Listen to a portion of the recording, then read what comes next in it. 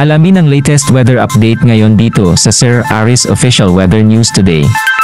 Dito po sa ating latest satellite image, pinapakita na yung ITCZ or Intertropical Convergence Zone ay mananatiling nakakaapekto mainly sa Mindanao, sa Eastern Visayas at sa Palawan.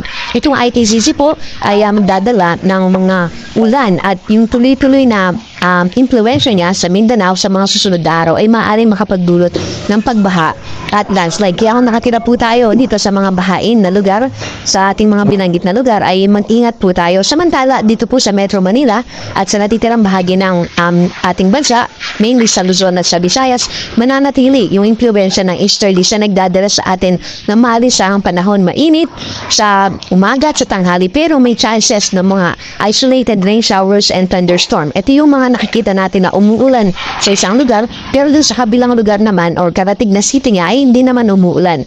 Yung ITCZ po ay mas maraming mga pagulan na dinadala dahil ito po ay salubungan ng dalawang hangin na gagaling sa Northern Hemisphere at sa Southern Hemisphere. Kung saan yung easterlies naman ay isang wind lang siya na nakakaapekto sa ating bansa.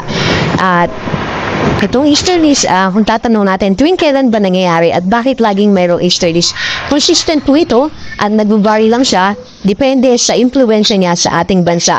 Yung easterlies po kasi ay throughout the year dahil ito ay nangyayari dahil sa pag-ikot ng mundo sa sarili niya axis. Ngayon yung atmosphere ay susunod at nagkakaroon tayo ng consistent na hangin na galing sa east. Sa side natin sa Pilipinas, galing sa Pacific Ocean.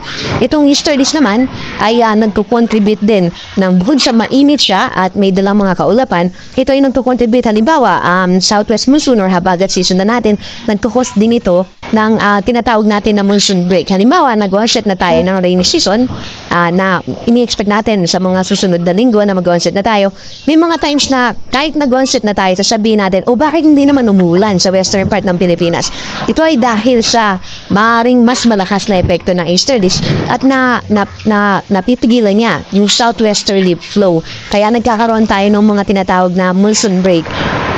At yung easterlies po again ay nangyayari throughout the year, nagbabago lang yung kanyang intensity. At itong easterlies naman during northeast monsoon or amihan, siya naman yung nagdudulot ng shear line. So kapag yung hangin naman ay galing dito sa northeast ng Pilipinas, tapos sinamahan ng easterlies, ang mangyayari, magsasalubong po yung hangin yan at magdadala rin yan ng mga pagulan, mga thunderstorms at madalas na naiapektuhan po niya during amihan season ay yun nasa eastern part ng Pilipinas. Ngayon po na nalalapit na yung onset ng ating habagat, isa po sa mga senyalis yan ay yung mas mataas na relative humidity o moisture. Kaya dumadalas din po yung mga localized thunderstorms natin.